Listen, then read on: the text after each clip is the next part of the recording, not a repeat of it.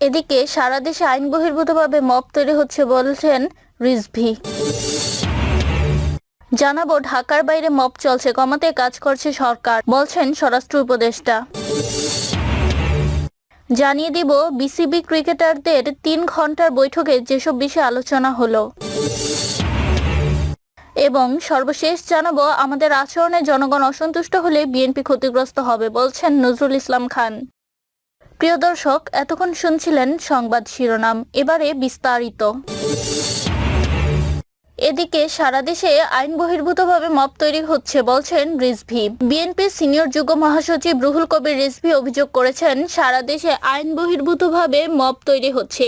তিনি বলেন, ঢাকা বিশ্ববিদ্যালয় কেন্দ্রীয় ছাত্র সংসদ ডাকসু নির্বাচনে ছাত্রদল যেন মনোনয়নপত্র সংগ্রহ করতে না পারে সেজন্য মব তৈরি করে বাধা দেওয়া হচ্ছে। আজ মঙ্গলবার স্বেচ্ছাসেবক দলের প্রতিষ্ঠা বার্ষিকী উপলক্ষে বিএনপির প্রতিষ্ঠাতা জিয়াউর রহমানের কবরে শ্রদ্ধা নিবেদন শেষে সাংবাদিকদের তিনি একথা বলেন। রিজভী বলেন, আজ ডক্টর ইউনূসের সরকার ক্ষমতায় থাকলেও কেন এ ধরনের পরিস্থিতি হবে? সারা দেশে আইন বহির্ভূতভাবে মব হচ্ছে। উশৃঙ্খল জনতা আইন নিজেদের হাতে তুলে নিচ্ছে, কারণ সঠিকভাবে আইন প্রয়োগ করা হচ্ছে না। এতে সংখ্যালঘুদের জীবনও বিপন্ন হচ্ছে। রংপুরে 2 জন সংখ্যালঘু মবের হাতে প্রাণ হারিয়েছেন। এ ধরনের পরিস্থিতি আমরা অন্তর্বর্তী সরকারের কাছে আশা করি না।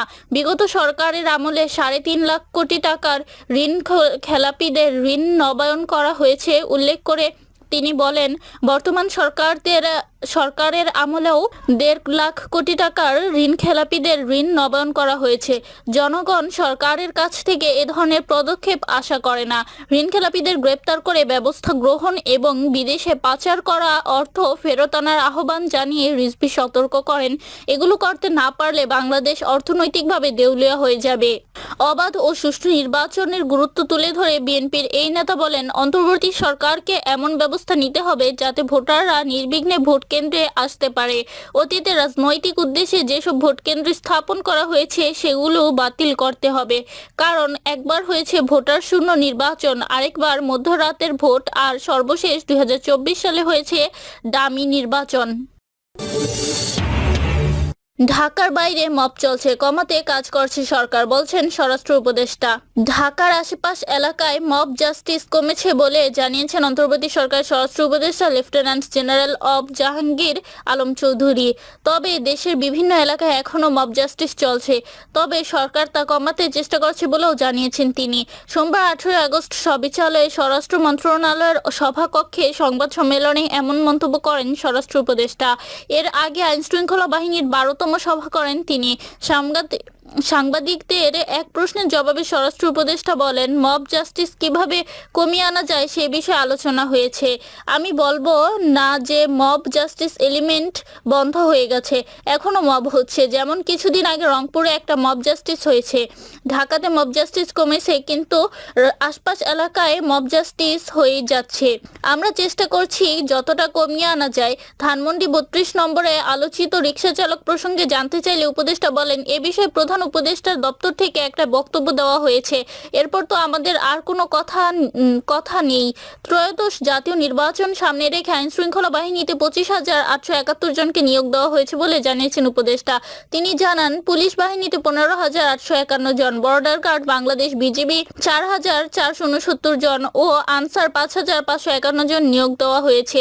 এছাড়া ফায়ার সার্ভিসে 204 জনকে নিয়োগ দেওয়া হয়েছে। বিসিবি ক্রিকেটারদের 3 ঘন্টার বৈঠকে যেসব বিষয়ে আলোচনা হলো। এশিয়া কাপ সামনে রেখে শেষ মুহূর্তের প্রস্তুতি নিতে ফিটনেস ক্যাম্প ও স্কিল অনুশীলনে ব্যস্ত সময় কাটাচ্ছেন ক্রিকেটাররা। এরই মধ্যে বিসিবি সভাপতির সঙ্গে বৈঠকে বসেছিলেন মেহেদী হাসান মিরাজ, নাজমুল হোসেন শান্তরা। পরিবারের সঙ্গে ছুটি কাটিয়ে গতকাল অস্ট্রেলিয়া থেকে দেশে ফেরেন বিসিবি সভাপতি আমিনুল ইসলাম বুলবুল। এরপর আজ মঙ্গলবার সকাল 10টায় রাজধানীর একটি 5 তারকা হোটেলে জাতীয় দলের ক্রিকেটারদের সঙ্গে বৈঠকে বসেন। বৈঠকে চুক্তিতে থাকা ক্রিকেটারদের ছাড়াও অনেকে উপস্থিত ছিলেন। টানা 3 ঘন্টার বৈঠকে কথা হয়েছে অনেক বিষয় নিয়ে। ক্রিকেটার, রোড পরিচালক ও কর্মকর্তাদের সঙ্গে লম্বা মিটিং শেষে বিসিবি সভাপতি আমিনুল ইসলাম বুলবুল বলেছেন, আজকে দুটি বড় কাজ করেছি আমরা। জাতীয় দলে যারা খেলোয়াড় রয়েছেন, সাদা ও লাল বলে যারা খেলছে, সঙ্গে যারা সাপোর্ট স্টাফ আছেন, কোচরা রয়েছেন, আমরা সবাই একত্রিত হয়েছিলাম। বোর্ডের পরিচালকরা এখানে ছিলেন। আমাদের প্রোগ্রামের নাম ছিল শেয়ার অ্যান্ড কেয়ার। আমরা মনে করি আমাদের যে দল মাঠে খেলে তারা একটা দল, তারা ডাগআউটে বসে তারা একটা দল, আর আমরা যারা বোর্ডে কাজ করি তারা একটা দল। এই 3 দলের পারফরমেন্স কি আমরা সকলের কাছে 8টি প্রশ্ন করেছিলাম।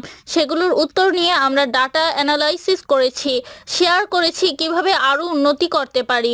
আরেকটা সেশন ছিল ইন্টিগ্রিটি নিয়ে আমাদের দেশের ক্রিকেটকে রক্ষা করার জন্য আমাদের কি করণীয়, সেই লক্ষ্যে আমরা মনোযোগ দিয়েছি। আমাদের চার্টারে রয়েছে integrity of this game. Integrity বলতে বোঝাচ্ছে কিভাবে আমরা খেলাটিকে রক্ষা করব, কিভাবে অ্যান্টি ডোপিং করা হবে, এবং এখন ডোপিং একটা বড় ব্যাপার। আমাদের আচরণে জনগণ অসন্তুষ্ট হলে বিএনপি ক্ষতিগ্রস্ত হবে, বলছেন নজরুল ইসলাম খান। বিএনপি নেতাকর্মীদের আচরণে জনগণ অসন্তুষ্ট হলে তাতে দল ক্ষতিগ্রস্ত হবে বলে মন্তব্য করেছেন বিএনপির স্থায়ী কমিটির সদস্য সৈয়দ নজরুল ইসলাম খান। তিনি বলেন, আসন্ন নির্বাচনে আমাদের জনগণের কাছে যেতে হবে। জনগণ যে কোনো পর্যায়ের নেতা বা কর্মীর আচরণে যদি অসন্তুষ্ট হয়, জনগণ ভীত সন্ত্রস্ত হয়, তাহলে ক্ষতিগ্রস্ত হবে গোটা দল। আর গোটা দল ক্ষতিগ্রস্ত হওয়া মানে শহীদ জিয়া অসম্মানিত হওয়া, বেগম খালেদা জিয়া অসম্মানিত হওয়া, তারেক রহমান অসম্মানিত হওয়া।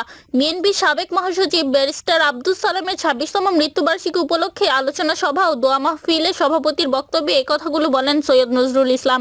আজ মঙ্গলবার রাজধানীর কাকরাইলে ইনস্টিটিউশন অব ডিপ্লোমা ইঞ্জিনিয়ার্সে এই সভা হয়। এতে প্রধান অতিথি ছিলেন বিএনপির স্থায়ী কমিটির সদস্য আব্দুল মঈন খান। এ সময় নজরুল ইসলাম খান নেতাকর্মীদের বলেন, আপনাদের একেবারে বিনীতভাবে অনুরোধ করব যে নিজেরা এমন কাজ করবেনই না, অন্য কেউ করলে সেটাকে বাধা দেবেন।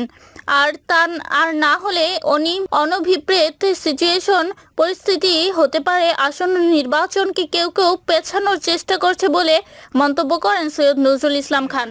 তিনি বলেন, সামনে একটা নির্বাচন আছে, কেউ হয়তো পেছানোর চেষ্টা করতেছে। নির্বাচনে আমাদের তো জনগণের কাছে যেতে হবে, দলকে মর্যাদাবান করতে হবে, তাহলে শুধু আমরা ব্যক্তির কল্যাণের জন্য কাজ করতে পারবো। বিএনপির জ্যেষ্ঠ এই নেতা বলেন, ব্যক্তি অধিক গুরুত্বপূর্ণ এই কারণে যে ব্যক্তি দল গঠন করে সেই দলই রাষ্ট্রের কল্যাণ করতে পারে। সেজন্য আমাদের ব্যক্তি জীবনে যা কিছু করা প্রয়োজন শুধু সেটা করা, যেটা করা অনুচিত যেটা করা দল বা দেশের স্বার্থবিরুদ্ধ সেটা না করা। এটাই সালাম তালুকদারের শিক্ষা ছিল।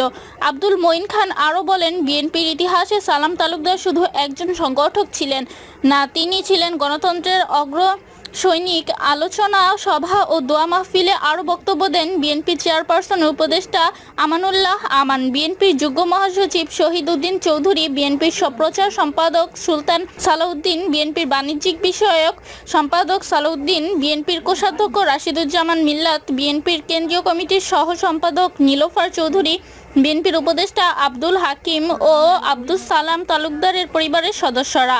এই ছিল এখনকার সর্বশেষ সংবাদ।